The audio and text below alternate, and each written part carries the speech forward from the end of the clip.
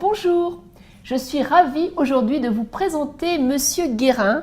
Monsieur Guérin qui a créé la société Arctic Consulting et qui est spécialiste architecture en intelligence artificielle. Merci de venir faire cette interview. Alors la première question que j'aimerais vous poser, c'est aujourd'hui où en est en fait la maturité de l'intelligence artificielle dans les applications. Alors aujourd'hui, en fait, il y a plusieurs domaines d'application de l'intelligence artificielle. Il y en a dont on entend parler très régulièrement autour de justement la capacité de l'intelligence artificielle à combattre l'homme sur son terrain. Donc, lorsque l'on parle de l'AlphaGo qui est capable aujourd'hui de battre les meilleurs champions du domaine ou sur les jeux d'échecs. Donc ça, ce sont finalement des utilisations de l'intelligence artificielle qui sont assez classiques, je dirais.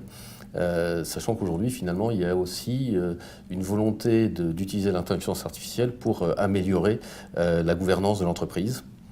Et en particulier de se servir de ces capacités pour améliorer le pilotage de l'entreprise.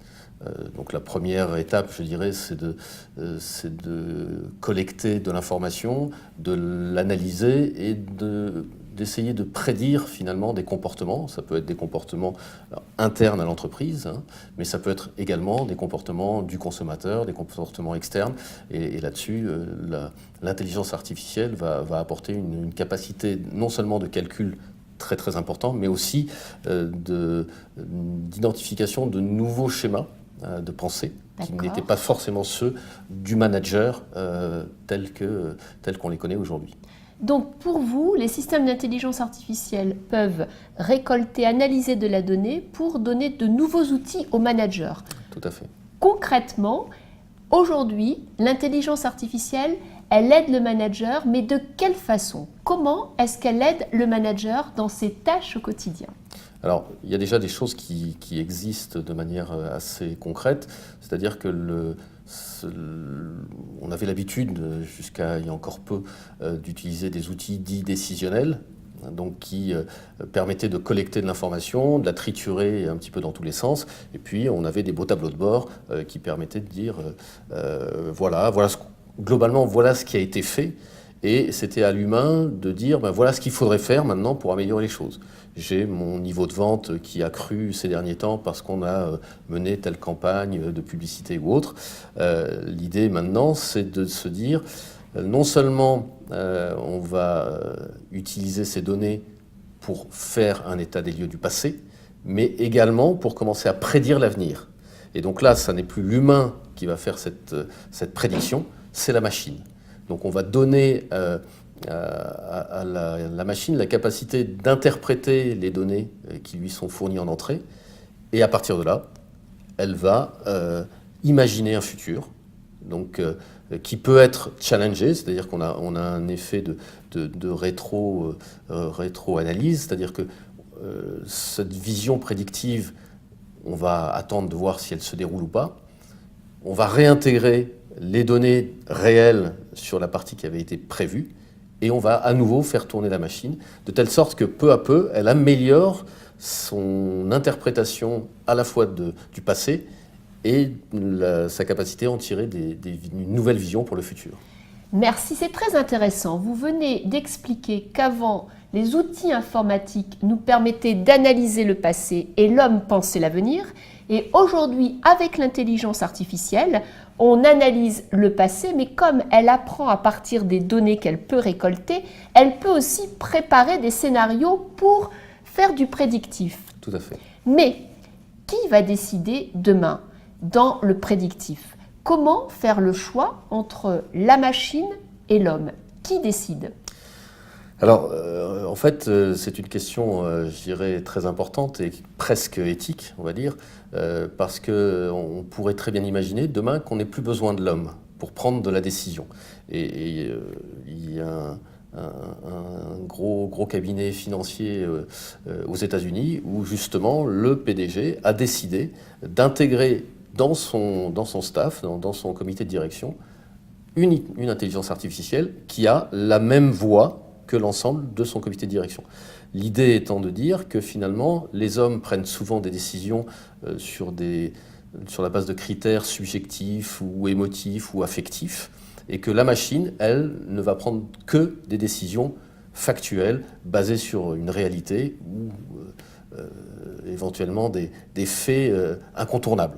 Donc de ce point de vue-là, on pourrait très bien imaginer demain qu'un certain nombre de grandes entreprises ne soient pilotées que par des machines, sachant que c'est une vision un peu extrémiste des choses. C'est-à-dire qu'en fait, vous évoquez là l'exemple de Bridgewater qui a intégré une intelligence artificielle dans son comité de direction, mais vous savez bien comme moi que 90% des décisions sont prises avec de la politique, avec de l'émotionnel et surtout face à des situations où il y a de l'ambiguïté et de l'incertitude. Et sur l'ambiguïté et l'incertitude, l'IA n'est absolument pas convaincante. Donc on a encore de l'espoir. Dernière question. Alors je vais juste rebondir par rapport à ça. Oui. En fait, c'est pas si simple que ça. Aujourd'hui, Google est en train de travailler sur des outils qui vont justement essayer de prendre en compte cette problématique d'ambiguïté. Je m'explique. Je parlais tout à l'heure des jeux de Go ou des jeux d'échecs qui sont des jeux finalement où il y a des règles qui sont très, très bien définies, très claires. Il y en a un autre jeu qui est beaucoup plus complexe, qui est le poker. Et le poker, on sait que quand on joue au poker en tant qu'être humain, il y a toute une partie qui est liée au bluff qui ne repose pas sur une analyse statistique, c'est-à-dire qu'on ne sait pas parce qu'on a 2% de chances de gagner qu'on ne va pas miser son tapis. Et aujourd'hui, donc, dans les travaux qui sont menés par Google, ils ont commencé à intégrer cette problématique, ce qui veut dire que demain, une intelligence artificielle sera capable de bluffer. C'est-à-dire qu'elle sera capable de faire une analyse globale de son contexte, capable de comprendre ce qu'a fait son adversaire dans les parties précédentes et d'en tirer une stratégie de bluff qui ne repose pas sur des règles écrites. C'est-à-dire qu'on ne dit pas, lorsque vous avez une paire de 2, vous pouvez bluffer ou pas.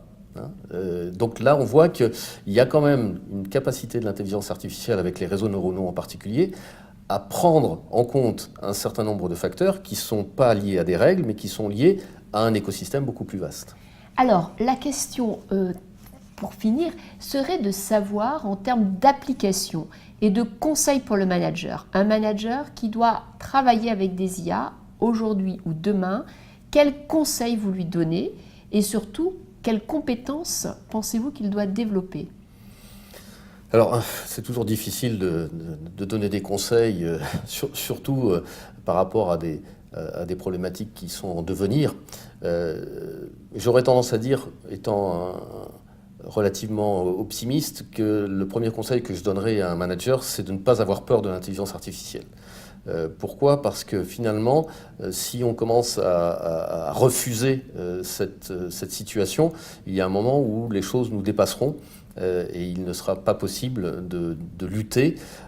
Donc l'idée, c'est plutôt d'essayer de tirer le meilleur parti de ce que peut apporter la machine, parce que malgré tout, comme vous l'évoquiez, il peut y avoir des aspects politiques que la machine peut prendre en compte, mais il y a quand même des aspects qui sont liés à l'humain et il sera probablement difficile pour la machine de les prendre totalement en compte.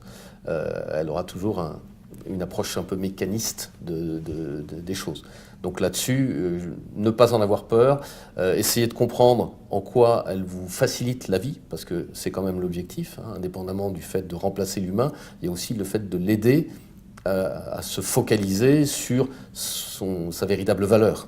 Et un manager, sa valeur, c'est d'être capable, face à des situations compliquées, de prendre la bonne décision.